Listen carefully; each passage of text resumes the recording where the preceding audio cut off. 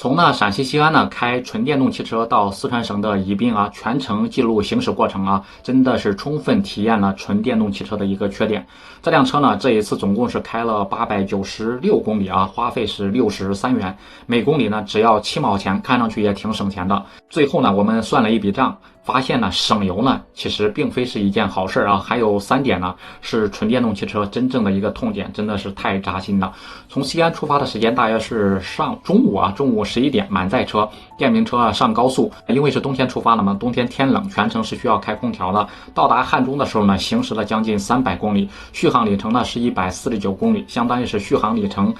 打了一个7.6折。本来想着先充电的，但是这里却是一个比较大的停车场，人非常多然后有几个车主在排队等充电，于是我们就去下一个服务区充电。在 App 上浏览之后距离下一个服务区也有60多公里，可是没想到开车经过服务区时没有注意一下子就跑过去了，立刻赶紧查看最近的服务区，显示还有45公里的一个路程。现在看看剩余的车程只有65公里了，根据以前的经验这个预算的里程应该是很难能够达到了，所以说只能选择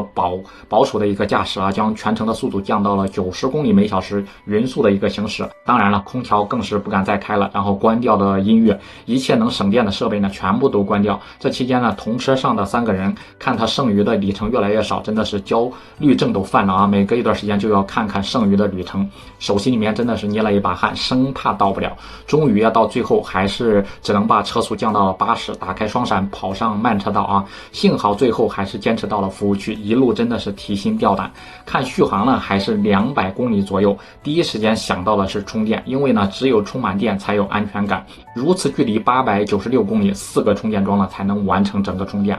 有2个服务区是要排队充电，排了约2个多小时，每次充电几乎是都要1个多小时以上，以至于原本只需要12个小时的路程就可以到的，最终我们却开了超过20个小时，整件事都非常的伤脑筋，关键是耽误了太多的时间，耽搁太久了。这次的旅行就让我们将这个整个纯电动汽车的缺点充分的体现出来。亲朋好友回来之后第一件事就是卖掉这个纯电动汽车，再去买燃油车可是更让我们没有想到的是，原本19万多买的纯电动汽车，只开了1年多，跑了1天的这二手车市场，大多数都是摇头不肯收，只能收7、8万块钱。这个价格肯定是不舍得卖只好继续开电动汽车我的观点是，一是纯电动汽车的优势确实很明显，主要体现在充电省钱上面。正如咱们前面所说的每100公里只要7毛钱，与燃油车相比100公里都是在50元以上，是纯电动汽车的8、9倍。那第二个就是优异的机驱动能快速持续的释放较大的扭矩，在启动、加速包括超车、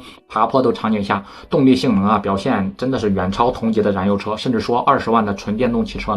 完全动力可以媲美40万的燃油车。那第三就是平顺性良好电动汽车无明显的抖动，噪音小，包括乘坐非常安静，科技感也是十足。在内饰方面自然不用多说，还可以享受绿牌不限号，这是很多1、2线城市的一个首选车型